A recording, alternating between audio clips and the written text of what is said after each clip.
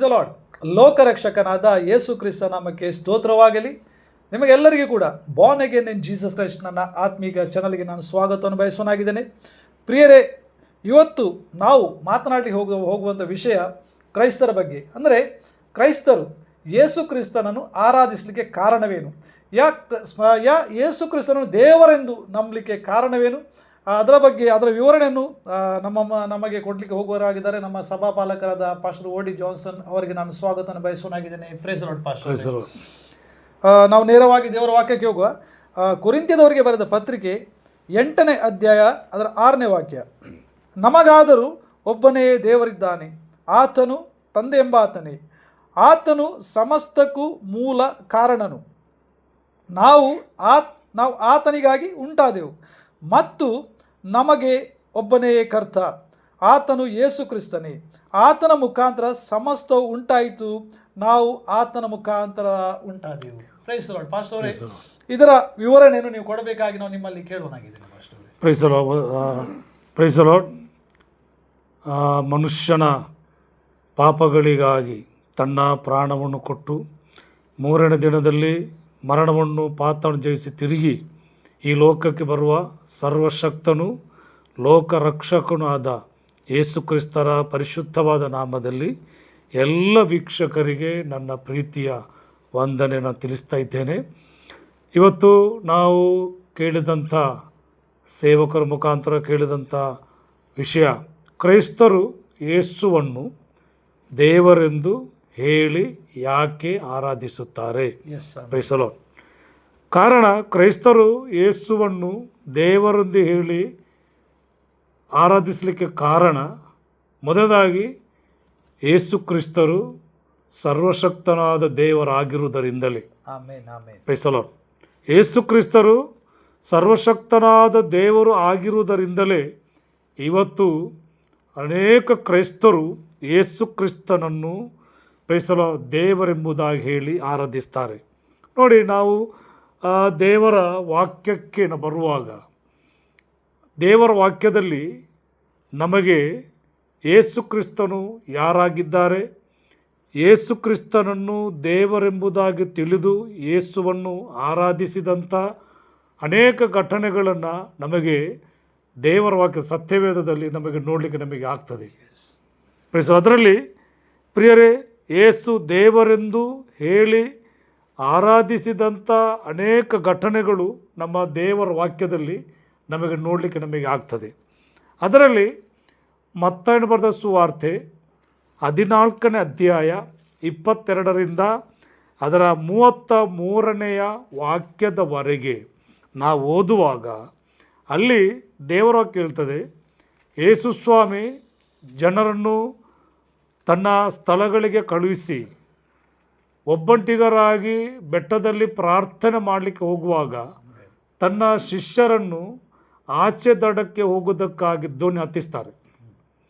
ದೋಣಿಯನ್ನು ಹತ್ತಿಸಿ ಯೇಸು ಸ್ವಾಮಿ ಶಿಷ್ಯರು ದೋಣಿಯಲ್ಲಿ ಹೋಗುತ್ತಿರುವಾಗ ಯೇಸು ರಾತ್ರಿಯ 4ನೇ ಜಾವದಲ್ಲಿ ಸಮುದ್ರದಲ್ಲಿ ನಡೆದು ಬರುವಂಥ ಯೇಸುವನ್ನು ಕಂಡಂಥ ಶಿಷ್ಯರು ಭಯಪಡ್ತಾರೆ. ಅಲ್ಲಿ ಬೈಬಲ್ ಹೇಳ್ತದೆ, ದೆವ್ವ ಎಂಬುದಾಗಿ ಭೂತ ಎಂಬುದಾಗಿ ಭಯಪಡ್ತಾರೆ.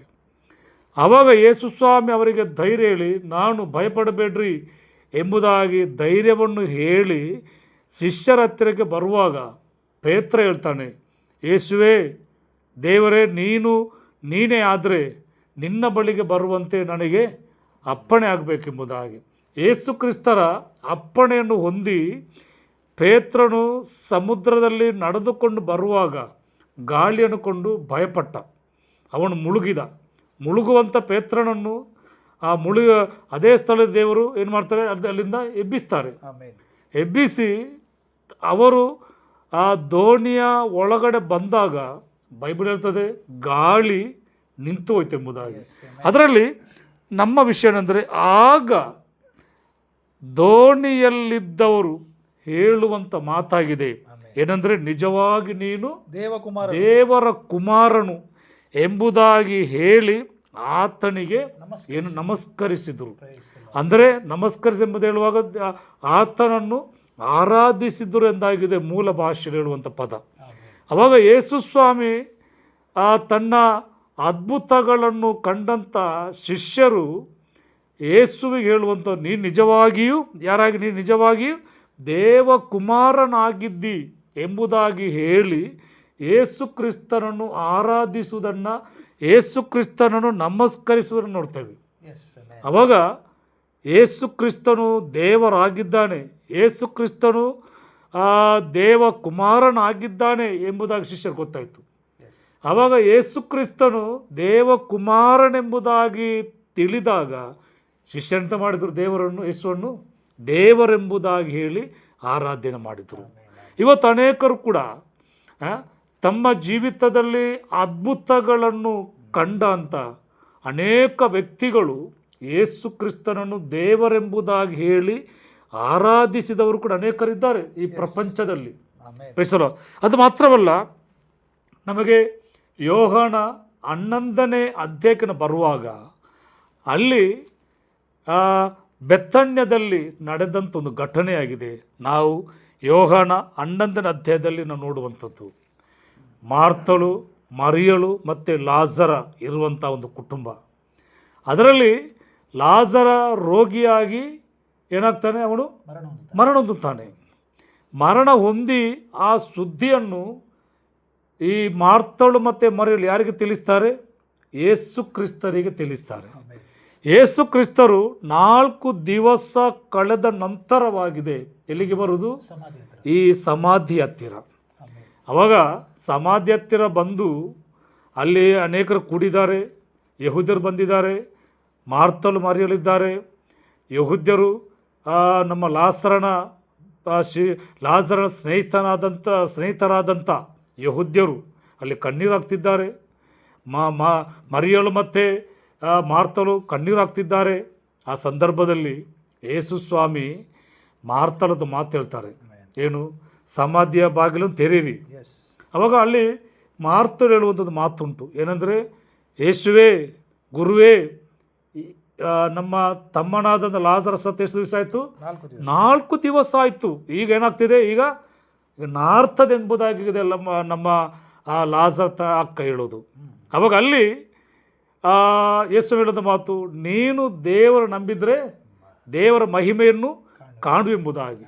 ಅವಾಗ ಸತ್ತು 4 ದಿವಸವಾಗಿ ನಾರುತ್ತಿದ್ದಂಥ ಲಾಸರನಿಗೆ ಜೀವವನ್ನು ಕೊಟ್ಟು ಎಬ್ಬಿಸಿದ ದೇವರಾಗಿದ್ದ ಯೇಸು ಸ್ವಾಮಿ ಆಗಿದ್ದಾನೆ. ಅವಾಗ ಅಲ್ಲಿ ಆ ಯಹೂದ್ಯರ ಪ್ರತಿಕ್ರಿಯೆ ಏನಂದರೆ, ನಮಗೆ ಯೋಹಾನ ಬರೆದ ಸುವಾರ್ತೆ ಅದರ 11ನೇ ಅಧ್ಯಾಯ 45ರಲ್ಲಿ ಅಲ್ಲಿ ಸತ್ತು ಹೋದಂಥ ಲಾಜರನನ್ನು, ಸತ್ತು ನಾರುತ್ತಿದ್ದಂಥ ಕೊಳೆತಂಥ ಲಾಜರನಿಗೆ ಜೀವವನ್ನು ಕೊಟ್ಟು ಅವನು ಹೊರಗಡೆ ಬಂದಾಗ ಅದರ 11ನೇ ಅಧ್ಯಾಯ 45ನೇ ವಾಕ್ಯದಲ್ಲಿ ಈ ಅದ್ಭುತವನ್ನು ಕಂಡಂಥ ಯಹೂದ್ಯರು ಹೇಳುವಂಥ ಒಂದು ಮಾತಾಗಿದೆ.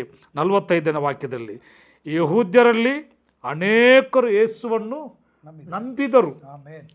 ಅದರ ಅರ್ಥ ಯಹೂದ್ಯರಿಗೆ ಗೊತ್ತಾಯಿತು ಯೇಸು ಸ್ವಾಮಿ ದೇವರೆಂಬುದಾಗಿ. ಕಾರಣ ಮನುಷ್ಯನಿಗೆ ಆಗದಂಥ ಕಾರ್ಯವಾಗಿದೆ ಸಮಾಧಿಯಲ್ಲಿ ನಡೆದದ್ದು. ಒಂದು ವಿಷಯ ಅವರೇ, ಯೇಸು ಕ್ರಿಸ್ತನು ದೇವರ ಸೃಷ್ಟಿ ಅಲ್ಲ. ನೋ, ಇದು ಸ್ಪಷ್ಟವಾಗಿ ನಾವು ತಿಳಿದಿರಬೇಕು. ಬೈಬಲಲ್ಲಿ ಎಲ್ಲಿ ಕೂಡ ಯೇಸು ಕ್ರಿಸ್ತನನ್ನು ದೇವರು ಸೃಷ್ಟಿಸಿದನು ಎಂಬುದೆಲ್ಲಿ ಕೂಡ ಬರೀಲಿಲ್ಲ. ನೋಡಿ, ಕ್ರೈಸ್ತರಿಗೆ ದೇವರ ವಾಕ್ಯ ಏನು ಹೇಳ್ತದೆ ಅದು ನಮಗೆ ಮುಖ್ಯವಾದದ್ದು. ಬೇರೆಯವರು ಹೇಳೋದಕ್ಕಿಂತ ನಮಗೆ ಪರಿಶುದ್ಧವಾದ ಬೈಬಲ್, ಅದು ಇವತ್ತಿಗೆ ಸರಿಸುಮಾರು 2000 ವರ್ಷಗಳು ಕಳೆದವು ಈ ಬೈಬಲ್ ಲೋಕಕ್ಕೆ ಬಂದು. ಅವಾಗ ಯೇಸು ಕ್ರಿಸ್ತನು ದೇವರ ಸೃಷ್ಟಿ ಅಲ್ಲ, ಆತನು ಸೃಷ್ಟಿಕರ್ತನಾಗಿದ್ದಾನೆ. ಯೇಸು ಕ್ರಿಸ್ತರು ದೇವರಾಗಿದ್ದಾರೆ. ಯೇಸು ಕ್ರಿಸ್ತನು ಸೃಷ್ಟಿ ಅಲ್ಲ. ಬೈಬಲ್ ಹೇಳ್ತದೆ, ಯೋಹಾನ ಬರೆದ ಸುವಾರ್ತೆ 1ನೇ ಅಧ್ಯಾಯದ 1ನೇ ವಾಕ್ಯದಲ್ಲಿ, ಆದಿಯಲ್ಲಿ ವಾಕ್ಯವಿತ್ತು, ಆ ವಾಕ್ಯವು ದೇವರ ಬಳಿಯಲ್ಲಿತ್ತು, ಆ ವಾಕ್ಯವು ದೇವರಾಗಿತ್ತೆಂಬುದಾಗಿ. ಆ ವಾಕ್ಯ ಯಾರೆಂಬುದಾಗಿ 15ನೇ ವಾಕ್ಯ ಹೇಳ್ತದೆ, ಆ ವಾಕ್ಯವೆಂಬವನು ನರವತಾರ ವ್ಯಕ್ತಿ ನಮ್ಮ ಮಧ್ಯದಲ್ಲಿ ಪ್ರತ್ಯಕ್ಷನಾದ. ಅವಾಗ ದೇವರಾಗಿದ್ದಂಥ ಕ್ರಿಸ್ತನು ದೇವರೊಟ್ಟಿಗೆ ಇದ್ದು ದೇವರಾಗಿದ್ರು ಎಂಬುದಾಗಿ ಬೈಬಲ್ ಹೇಳುವುದು. ಮತ್ತೊಂದು ವಿಷಯ ಭಾಷೆ, ನಾನು ಅವಾಗ ಓದಿದ ಪ್ರಕಾರ ಅದೇ ಕೊರಿಂಥದವರಿಗೆ ಬರೆದ ಪತ್ರಿಕೆ 8ನೇ ಅಧ್ಯಾಯದಲ್ಲಿ ಒಂದು ವಾಕ್ಯ ಏನಂತ ಹೇಳಿದ್ರೆ, ಆ ಕ್ರಿಸ್ತನ ಮುಖಾಂತರ ಸಮಸ್ತ ಉಂಟಾಯಿತು, ನಾವು ಆತನ ಮುಖಾಂತರ ಉಂಟಾದೆವು. ಅದರ ಅರ್ಥ ಯೇಸು ಕ್ರಿಸ್ತನ ಮುಖಾಂತರ ನಾವು ಉಂಟಾದೆವು, ಒಂದು ಕ್ರೈಸ್ತರು ಬಲವಾಗಿ ನಮ್ಮವರಾಗಿದ್ದೇವೆ. ಹೌದು, ಅದಕ್ಕೋಸ್ಕರ ನಾವು ಪ್ರತ್ಯೇಕವಾಗಿ ಯೇಸು ಕ್ರಿಸ್ತನ ದೇವರು, ಆ ದೈವತ್ವವನ್ನು ನಾವು ಆರಾಧನೆ ಮಾಡೋರಾಗಿದ್ದೇವಲ್ಲ. ಮುಂದುವರಿಸಿ.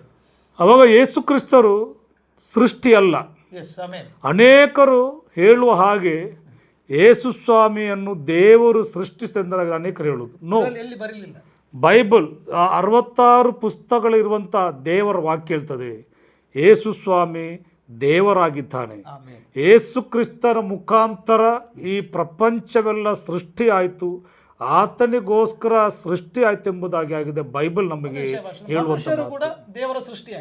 ಮನುಷ್ಯನನ್ನು ದೇವರು ತನ್ನ ಸ್ವರೂಪದಲ್ಲಿ ತನ್ನ ಹೋಲಿಕೆಗೆ ಸರಿಯಾಗಿ ದೇವರು ಸೃಷ್ಟಿಸಿದ್ರು.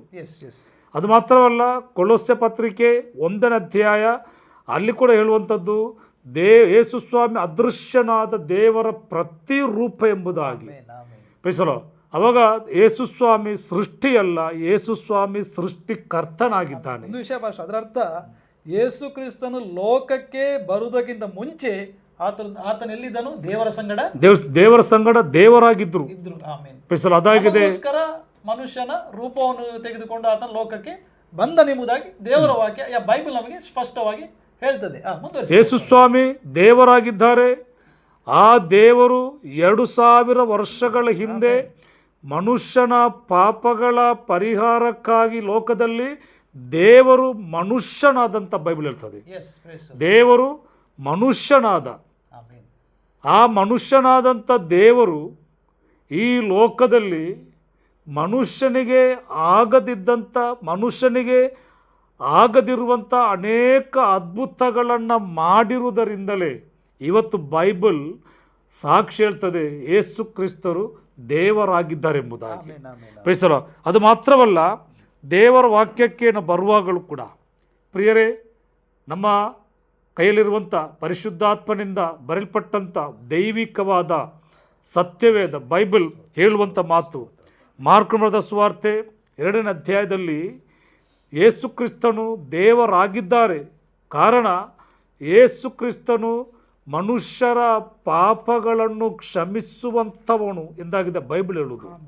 ಮನುಷ್ಯನಿಗೆ, ಲೋಕದಲ್ಲಿರುವಂಥ ಯಾವ ಮನುಷ್ಯನಿಗೂ ಕೂಡ ಮನುಷ್ಯರ ಪಾಪಗಳನ್ನು ಕ್ಷಮಿಸಲಿಕ್ಕೆ ಅಸಾಧ್ಯ.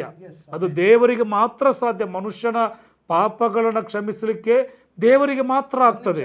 ಅದರ ಅರ್ಥ ಏನಂತ ಹೇಳಿದ್ರೆ, ಪಾಪ ಎಂಬುದು ನಾವು ಯಾರಿಗೆ? ದೇವರಿಗೆ ವಿರುದ್ಧವಾಗಿ ಮಾಡುದು.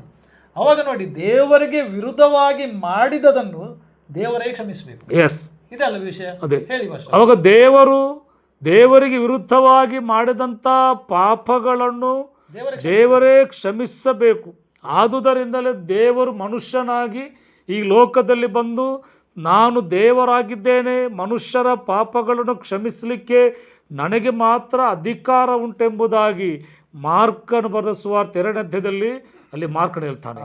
ಅದೇ ರೀತಿಯಲ್ಲಿ ನಾವು ಲೂಕನ ಬರೆದ ಸುವಾರ್ತೆ 24ನೇ ಅಧ್ಯಾಯ 50ರಿಂದ 53ನೇ ವಾಕ್ಯದವರೆಗೆ ನಾವು ಓದುವಾಗ ಅಲ್ಲಿ ಮನುಷ್ಯರ ಪಾಪಗಳಿಗಾಗಿ ಶಿಲುಬೆ ಮೇಲೆ ಸತ್ತು ಹೂಣಲ್ಪಟ್ಟು 3ನೇ ದಿನದಲ್ಲಿ ಪುನರುತ್ಥಾನಗೊಂಡು ತನ್ನ ತಂದೆಯಾದ ದೇವರ ಚಿತ್ತ ನೆರವೇರಿಸಿ ದೇವರ ರಾಜ್ಯಕ್ಕೆ ಹೋಗುತ್ತಿರುವಂಥ ಯೇಸು ಕ್ರಿಸ್ತರನ್ನು ಕಂಡಂಥ ಆತನ ಶಿಷ್ಯರು ಏನು ಮಾಡುವುದಲ್ಲಿ, ಅಲ್ಲಿ ನಮಗೆ ಬೈಬಲ್ ಓದುವಾಗ ಯೇಸು ಕ್ರಿಸ್ತನು ಅಲ್ಲಿ ಆ ದೇವರ ರಾಜ್ಯಕ್ಕೆ ಪ್ರವೇಶ ಮಾಡುವಾಗ ಯೇಸು ಕ್ರಿಸ್ತನ ಶಿಷ್ಯರು ಯೇಸು ಕ್ರಿಸ್ತನನ್ನು ಆರಾಧಿಸಿ ಯೆರೂಸಲೇಮಿಗೆ ಬಂದರೆಂದಾಗಿದೆ ಬೈಬಲ್ ಹೇಳೋದು. ಅದು ನಾವು ಸರಿ ಓದಬೇಕು. ಅದು ನಮ್ಮ ಲೂಕನ ಬರೆದ ಸುವಾರ್ತೆ ಸೇವಕರು ತೆಗಿಬೇಕು. ಲೂಕನ ಬರೆದ ಸುವಾರ್ತೆ 24ನೇ ಅಧ್ಯಾಯ ಅದರ 50ರಿಂದ 53ನೇ ವಾಕ್ಯದವರೆಗೆ ನಾವು ಬರುವಾಗ ಅಲ್ಲಿ ಲೂಕ ತನ್ನ ಸುವಾರ್ತೆ ಹೇಳುವಂಥ ಮಾತು. ಲೂಕನ ಬರೆದ ಸುವಾರ್ತೆ 24ನೇ ಅಧ್ಯಾಯ ಅದು 50, 51, 52, 53 ಈ 4 ವಾಕ್ಯಗಳು. ಮತ್ತು ಆತನು ಅವರನ್ನು ಬೆಥಾನ್ಯದ ತನಕ ಕರೆಕೊಂಡು ಹೋಗಿ ತನ್ನ ಕೈಗಳನ್ನು ಎತ್ತಿ ಅವರನ್ನು ಆಶೀರ್ವದಿಸಿದನು. ಆಶೀರ್ವಾದಿಸಿರುವಾಗ ಆತನು ಅವರನ್ನು ಬಿಟ್ಟು ಪರಲೋಕಕ್ಕೆ ಒಯ್ಯಲ್ಪಟ್ಟನು. ಅವರು ಆತನನ್ನು ಆರಾಧಿಸಿ ಬಹು ಸಂತೋಷದಿಂದ ಯೆರೂಸಲೇಮಿಗೆ ಹಿಂತಿರುಗಿ ಹೋಗಿ ಯಾವಾಗಲೂ ದೇವಾಲಯದಲ್ಲಿ ದೇವರನ್ನು ಕೊಂಡಾಡುತ್ತಿದ್ದರು. ಅಲ್ಲಿ ಯೇಸು ಕ್ರಿಸ್ತನನ್ನು ಶಿಷ್ಯರು ಆರಾಧಿಸಿದರೆಂಬುದಾಗಿ ಹೇಳ್ತದೆ. ಪ್ರಿಯರೇ, ಆರಾಧನೆಗೆ ಯೋಗ್ಯನು ಒಬ್ಬರು ಮಾತ್ರ, ಅದು ದೇವರು, ಮನುಷ್ಯರಲ್ಲ. ಈ ಲೋಕದಲ್ಲಿ ಅನೇಕ ಮನುಷ್ಯರನ್ನು ಆರಾಧಿಸ್ತಾರೆ, ಆದರೆ ಆರಾಧನೆಗೆ ಯೋಗ್ಯನು ದೇವರು ಮಾತ್ರವೇ. ಆ ದೇವರು ಮನುಷ್ಯನ ಪಾಪಗಳಿಗಾಗಿ ಪ್ರಾಯಶ್ಚಿತ್ತವಾಗಿ ಪರಲೋಕ ರಾಜ್ಯಕ್ಕೆ ಹೋಗುವಂಥ ಸಂದರ್ಭದಲ್ಲಿ ಆ ಹೋಗುವಿಕೆಯನ್ನು ಕಂಡಂಥ ಶಿಷ್ಯರು ಏನು ಮಾಡಿದರು? ಆ ಸಂತೋಷದಲ್ಲಿ ದೇವರನ್ನು ಆರಾಧಿಸಿ ಅವರು ತಿರುಗಿ ಎಲ್ಲಿಗೆ ಬಂದರು? ಯೆರೂಸಲೇಮಿಗೆ ಬಂದು ಆ ದೇವರನ್ನು ಕೊಂಡಾಡಿದೆಂಬುದಾಗಿ ಆಗಿದೆ ಬೈಬಲ್ ಹೇಳೋದು. ಆದುದರಿಂದ ಪ್ರಿಯರೇ, ಪ್ರೈಸಲೋ, ಯೇಸು ಕ್ರಿಸ್ತರು ದೇವರಾಗಿದ್ದಾರೆ. ಪ್ರೈಸಲೋ, ಯೇಸು ಕ್ರಿಸ್ತ ಮಾಡಿದಂಥ ಅನೇಕ ಕಾರ್ಯಗಳು, ಅದ್ಭುತ ಕಾರ್ಯಗಳು ನಾವು ಬೈಬಲ್ ನಮಗೆ ನೋಡಲಿಕ್ಕಾಗ್ತದೆ. ಅದು ಮಾತ್ರವಲ್ಲ, ರೋಗಿಗಳಿಗೆ ಸೌಖ್ಯನ ಕೊಟ್ಟರು, ಸತ್ತವರನ್ನು ಎಬ್ಬಿಸಿದ್ರು, ಪಾಪಗಳನ್ನು ಕ್ಷಮಿಸಿದ್ರು, ದೆವ್ವಗಳನ್ನು ಓಡಿಸಿದ್ರು. ಇದೆಲ್ಲ ಮಾಡಲಿಕ್ಕೆ ಮನುಷ್ಯನಿಗೆ ಅಸಾಧ್ಯ. ಪ್ರೈಸಲೋ, ಆ ಮನುಷ್ಯನ ಅಸಾಧ್ಯ. ಕಾರಣ, ಮನುಷ್ಯನೊಬ್ಬ ಬಲಹೀನನಾಗಿದ್ದಾನೆ. ಮನುಷ್ಯನಿಗೆ ಎಷ್ಟೇ ಪರಿಶ್ರಮಿಸಿದ್ರೂ ಕೂಡ ಇವುಗಳೆಲ್ಲ ಅಸಾಧ್ಯ. ಆದರೆ ದೇವರಿಗೆ ಮಾತ್ರ ಇವುಗಳನ್ನು ಪರಿಹಾರ ಮಾಡಲಿಕ್ಕೆ, ಅದ್ಭುತ ಮಾಡಲಿಕ್ಕೆ ಶಕ್ತನಾಗಿದ್ದಾನೆ. ಆ ದೇವರು ಯೇಸು ಕ್ರಿಸ್ತನಾಗಿದ್ದಾನೆ. ನೋಡಿ, ಅದೇ ರೀತಿಯಲ್ಲಿ ನಮಗೆ ಯೇಸು ಕ್ರಿಸ್ತನಿಂದ ಅನೇಕರು ಅದ್ಭುತಗಳನ್ನು ಹೊಂದಿದಂಥ ಮನುಷ್ಯರು ಕೂಡ ಯೇಸು ಕ್ರಿಸ್ತನು ದೇವರೆಂಬುದಾಗಿ ಅಂಗೀಕರಿಸಿ ಆತನನ್ನು ಆರಾಧಿಸುವುದನ್ನು ನಾವು ಇಡೀ ಲೋಕ ನೋಡ್ತೇವೆ. ಅನೇಕರು ಯೇಸು ಕ್ರಿಸ್ತ ಇವತ್ತು ಕೂಡ ಅನೇಕರು ಸಾಕ್ಷಿ ಹೇಳ್ತಾರೆ, ಜೀಸಸ್ ಈಸ್ ಲಾರ್ಡ್, ಯೇಸು ಸ್ವಾಮಿ, ಯೇಸು ಕ್ರಿಸ್ತರು ದೇವರಾಗಿದ್ದಾರೆ ಎಂಬುದಾಗಿ. ಯೇಸು ಕ್ರಿಸ್ತನ ದೈವತ್ವವನ್ನು ಕಂಡಂಥ, ಅನುಭವಿಸಿದಂಥ ಅನೇಕ ವ್ಯಕ್ತಿಗಳು ಕೂಡ ಯೇಸುವನ್ನು ದೇವರೆಂಬುದು ಹೇಳಿಕೊಂಡು ಆತನ ಆರಾಧನೆ ಮಾಡ್ತಿದ್ದಾರೆ. ಅದು ಮಾತ್ರವಲ್ಲ, ಪ್ರಕಟಣೆ ಪುಸ್ತಕ ಅದರ 5ನೇ ಅಧ್ಯಾಯ 13ನೇ ವಾಕ್ಯಕ್ಕೆ ಬರುವಾಗ ಅಲ್ಲಿ 24 ಮಂದಿ ಹಿರಿಯರು ತಮ್ಮ ಕಿರೀಟವನ್ನು ನೆಲಕ್ಕಿಟ್ಟುಕೊಂಡು, ಅಲ್ಲಿ ನಾವು ನೋಡುವಂಥ ಒಂದು ಮಾತೇನೆಂದರೆ, ಪ್ರಕಟಣೆ ಅದರ 5ನೇ ಅಧ್ಯಾಯ ಅದರ ಪ್ರಕಟಣೆ 5ನೇ ಅಧ್ಯಾಯ ಅದರ 13ನೇ ವಾಕ್ಯಕ್ಕೆ ಬರುವಾಗ, ಪ್ರಕಟಣೆ ರೆವಲ್ಯೂಷನ್ 5:13 ಅಲ್ಲಿಗೆ ಬರುವಾಗ, ಅಲ್ಲಿ ಇದಲ್ಲದೆ ಆಕಾಶದಲ್ಲಿಯೂ ಭೂಮಿಯ ಮೇಲೆಯೂ ಭೂಮಿಯ ಕೆಳಗೆಯೂ ಸಮುದ್ರದ ಮೇಲೆಯೂ ಇರುವ ಎಲ್ಲ ಸೃಷ್ಟಿಗಳು, ಅಂದರೆ ಭೂಮಿ ಆಕಾಶ ಸಮುದ್ರಗಳೊಳಗಿರುವುದೆಲ್ಲವೂ ಸಿಂಹಾಸನ ಸೀನನಿಗೂ ಯಜ್ಞದ ಕುರಿಯಾದಾತನಿಗೂ ಸ್ತೋತ್ರ, ಮಾನ, ಪ್ರಭಾವ, ಆಧಿಪತ್ಯಗಳು ಯುಗಾಂತರಗಳು ಇರಲಿ ಎಂದು ಹೇಳದು ಕೇಳಿದನು. ಆಗ 4 ಜೀವಿಗಳು ಆಮೆನಂದು ಮತ್ತು ಹಿರಿಯರು ಅಡ್ಡ ಬಿದ್ದು ನಮಸ್ಕಾರ ಮಾಡಿದಂತೆ ಆರಾಧನೆ ಮಾಡಿದರು. ಪ್ರಿಯರೇ, ಈ ಲೋಕದಲ್ಲಿ ಮಾತ್ರವಲ್ಲ ಯೇಸು ಸ್ವಾಮಿ ದೇವರಾಗಿರುವುದು, ಪರಲೋಕದಲ್ಲಿ ಕೂಡ ಯೇಸು ಕ್ರಿಸ್ತರು ದೇವರಾಗಿದ್ದಾರೆ. ಈ ಲೋಕದಲ್ಲಿ ಮನುಷ್ಯನು ಹೇಗೆ ಯೇಸುವನ್ನು ದೇವರೆಂಬುದಾಗಿ ಅಂಗೀಕರಿಸಿ ಆರಾಧನೆ ಮಾಡ್ತಾರೋ, ಅದೇ ರೀತಿಯಲ್ಲಿ ಪರಲೋಕದಲ್ಲಿ ಕೂಡ ಯೇಸು ಕ್ರಿಸ್ತನು ದೇವರಾಗಿ ದೇವದೂತರ ಹಿರಿಯರ ಆರಾಧನೆಗಳಿಗೆ ಕೂಡ ಯೇಸು ಸ್ವಾಮಿ ಯೋಗ್ಯನಾಗಿದ್ದಾನೆ. ಆದುದರಿಂದ ನಮ್ಮನ್ನು ದೇವರ ಕರಗಳಿಗೆ ಸಮರ್ಪಿಸಿಕೊಡುವ ಪ್ರಿಯರೇ. ಒಂದು ವಿಷಯ ಮಾಸ್ಟ್ರೆ, ನೋಡಿ, ಅಪೊಸ್ತಲರ ಕೃತ್ಯದಲ್ಲಿ ಸ್ಟೇಫನ ಬಗ್ಗೆ ನಮಗೆಲ್ಲ ಗೊತ್ತುಂಟಲ್ಲ. ಸ್ಟೇಫನ್ ಯಾರಾಗಿದ್ದಾನೆ? ಆತನು ದೇವರ ಶಿಷ್ಯನಾಗಿದ್ದಾನೆ. ನೋಡಿ, ಆತನ ಮರಣದ ಸಮಯದಲ್ಲಿ ಆತನು ಯೇಸು ಕ್ರಿಸ್ತನಲ್ಲಿ ಪ್ರಾರ್ಥನೆ. ನೋಡಿ, ಪ್ರಾರ್ಥನೆ ಎಂಬುದು ನಾವು ಯಾರ ಹತ್ರ ಮಾಡುದು ಮಾಸ್ಟರ್? ದೇವರ ಹತ್ರ ಅಲ್ಲ. ನೋಡಿ, ಅಪೊಸ್ತಲರ ಕೃತ್ಯ ಅದರ 7ನೇ ಅಧ್ಯಾಯ ಅದರ 60ನೇ ವಾಕ್ಯ ಮಾಸ್ಟ್ರೆ. ನೋಡಿ, ಯೇಸು ಸ್ವಾಮಿಯೇ ನನ್ನ ಆತ್ಮವನ್ನು ಸೇರಿಸಿಕೋ ಎಂದು ಪ್ರಾರ್ಥಿಸಿ ಮೊಣಕಾಲುರಿ, ಕರ್ತನೇ ಈ ಪಾಪವನ್ನು ಅವರ ಮೇಲೆ ಹೊರಿಸಬೇಡ ಒಂದು ಮಹಾ ಶಬ್ದದಿಂದ ಕೂಗಿದನು. ಇದರ ಬಗ್ಗೆ ಸ್ವಲ್ಪ ವಿವರಣೆ ಕೊಟ್ಟು ನಾವು ಮುಗಿಸ್ಲಿಕ್ಕೆ ಹೋಗುವ ಪಾಸ್ಟರ್. ಇಲ್ಲಿ ನಮ್ಮ ಸ್ತೇಪ ಯೇಸು ಕ್ರಿಸ್ತನನ್ನು ಸ್ವಂತ ರಕ್ಷಕನಾಗಿ ಅಂಗೀಕರಿಸಿದಂಥ ಈ ಸ್ತೇಪನು. ಅದು ಮಾತ್ರವಲ್ಲ, ನಮ್ಮ 6ನೇ ಅಧ್ಯಾಯಕ್ಕೆ ಬರುವಾಗ ದಿನದ ಉಪಚಾರದಲ್ಲಿ ಉಪಚರಿಸುವಂಥ 7 ಮಂದಿಯಲ್ಲಿ ಆರಿಸಲ್ಪಟ್ಟಂಥೊಬ್ಬವನಾಗ ಸ್ತೇಪ. ಅವನು ಸುವಾರ್ತೆ ಸಾರುವಾಗ ಅವನ ಮುಖಾಂತರ ಅನೇಕ ದೇವರ ಕಡೆಗೆ ತಿರುಗಿದಾಗ ಇದನ್ನು ಸಹಿಸಲಿಕ್ಕೆ ಆಗದಂಥ ಕೆಲವು ವಿರೋಧಿಗಳು ಸ್ತೇಪನ ಮೇಲೆ ತಪ್ಪನ್ನು ಆರೋಪಿಸಿ ಅವನನ್ನು ಹಿರಿಯರ ಮುಂದೆ ನಿಲ್ಲಿಸಿ ಅವನನ್ನು ಕಲ್ಲೆಸೆದು ಕೊಲ್ಲುವಂಥ ಸಂದರ್ಭದಲ್ಲಿ ನಮ್ಮ ಸ್ತೇಪ ಹೇಳುವಂಥ ಮಾತಾಗಿದೆ, ನಮ್ಮ ಸೇವಕರು ಓದಿದ್ದು. ಪ್ರೀಸಲೋ, ಅಲ್ಲಿ ಜನರು ಸ್ತೇಪನ ಮೇಲೆ ಕಲ್ಲೆಸೆಯುವುದನ್ನು ಕಂಡಂಥ ಈ ಸ್ತೇಪ ಪರಲೋಕವನ್ನು ನೋಡಿ ಮಾಡುವಂಥ ಒಂದು ಪ್ರಾರ್ಥನೆಯಾಗಿದೆ. ನಾವದರ 54ನೇ ವಾಕ್ಯದಿಂದ ನಾವು ನೋಡುವುದು. ಅಲ್ಲಿ ಕಲ್ಲೆಸೆಯುವಂಥ ಜನರನ್ನು ನೋಡಿ ಪವಿತ್ರಾತ್ಮ ಭರಿತನಾದಂಥ ಸ್ತೇಪ ಆಕಾಶದ ಕಡೆಗೆ ದೃಷ್ಟಿಸಿ ನೋಡಿ ದೇವರ ಪ್ರಭಾವವನ್ನು, ದೇವರ ಬಲಗಡೆಯಲ್ಲಿ ನಿಂತಿದ್ದ ಯೇಸುವನ್ನು ಕಂಡು, ಅಗೋ ಆಕಾಶ ತೆರೆದಿರುವುದನ್ನು, ಮನುಷ್ಯ ಕುಮಾರ ದೇವರ ಬಲಗಡೆ ನಿಂತಿರುವುದನ್ನು ನೋಡ್ತೇನೆ ಎಂದು ಹೇಳಿದನು. ಪ್ರೀಸಲೋ, ಅವಾಗ ದೇವರ ಒಂದು ಮಹಾ ಮಹಿಮೆಯನ್ನಾಗಿದೆ.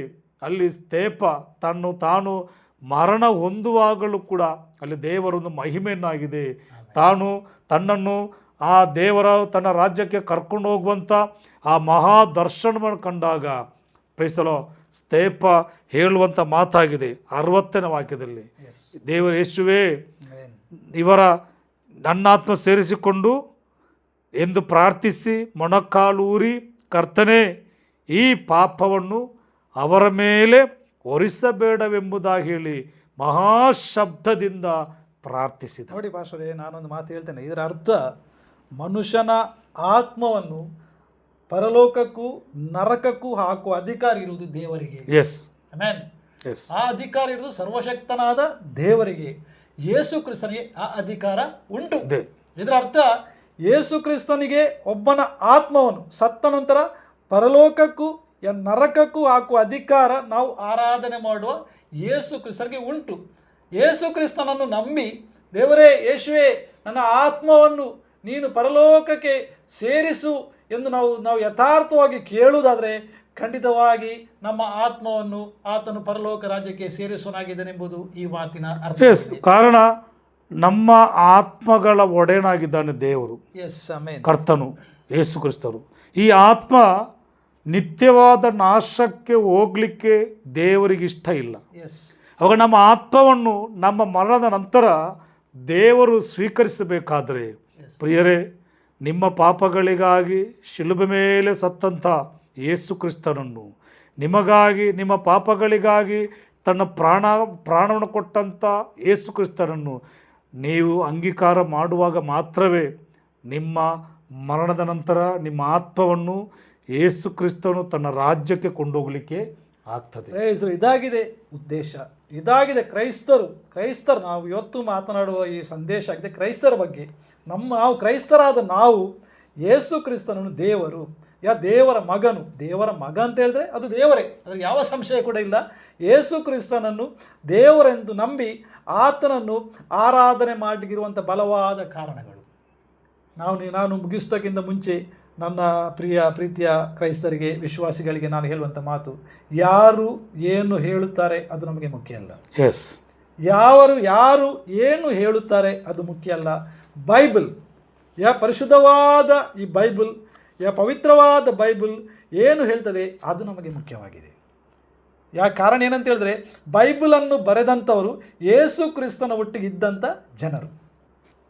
ಅದು ಯೇಸು ಕ್ರಿಸ್ತನ ಪರಲೋಕಕ್ಕೆ ಎತ್ತಲ್ಪಟ್ಟು ಬೇರೆ ಯಾರು ಬರೆದದಲ್ಲ. ಅವರೊಟ್ಟಿಗೆ ಇದ್ದಂಥ ಜನರು, ಆತನ ಮಹಿಮೆಯನ್ನು ನೋಡಿದಂಥ ಶಿಷ್ಯರು ಬರೆದಂತಾಗಿದೆ ಈ ಪರಿಶುದ್ಧವಾದ ಬೈಬಲ್. ಅದಕ್ಕೋಸ್ಕರ ಪ್ರಿಯರೇ, ನಾವು ಆದಷ್ಟು ಏನು ಮಾಡಬೇಕು, ಈ ದೇವರ ವಾಕ್ಯಕ್ಕೆ ನಾವು ಬೆಲೆ ಕೊಡುವರಾಗಿದೆ. ಪ್ರೀಸಲ್ಲ. ಅದು ಮಾತ್ರವಲ್ಲ, ಈ ಬೈಬಲನ್ನು ಬರೆದದ್ದು ಯೇಸು ಸ್ವಾಮಿ ಶಿಷ್ಯರಾಗಿದ್ದಾರೆ. ಯೇಸು ಸ್ವಾಮಿ ಸತ್ತು 100, 200, 300 ವರ್ಷಗಳ ನಂತರ ಅಲ್ಲ ಈ ಬೈಬಲ್ ಬರ್ದದ್ದು. ಬೈಬಲ್ ಬರ್ದದ್ದು ಯೇಸು ಕ್ರಿಸ್ತನ ಮರಣ ಪುನರುತ್ಥಾನವಾಗಿ 15 ವರ್ಷಗಳ ನಂತರವಾಗಿದೆ. ಈ ಸತ್ಯವೇದ AD 45ರಲ್ಲಾಗಿದೆ ಈ ಸತ್ಯವೇದ ಬರ್ದದ್ದು. ಆದುದರಿಂದ ಪ್ರಿಯರೇ, ಯಾರು ಸೇವಕರು ಹೇಳಿದ ಹಾಗೆ ಯಾರು ಏನು ಹೇಳ್ತಾರೆ ಎಂಬುದಾಗೆಲ್ಲ ಬೈಬಲ್ ಏನಿರ್ತದೆ ಆ ಬೈಬಲನ್ನು ನೀವು ಓದಬೇಕು, ಧ್ಯಾನಿಸಬೇಕು. ಇನ್ನೂ ಕೂಡ ನೀವು ಯೇಸು ಕ್ರಿಸ್ತನನ್ನು ಶಕ್ತವಾಗಿ ಆರಾಧನೆ ಮಾಡಬೇಕೆಂಬುದಾಗಿ ಬೇಡಿಕೊಳ್ಳುತ್ತಾ ನಮ್ಮ ಈ ಮಾತುಗಳನ್ನು ನಾವು ಮುಗಿಸ್ತೇವೆ.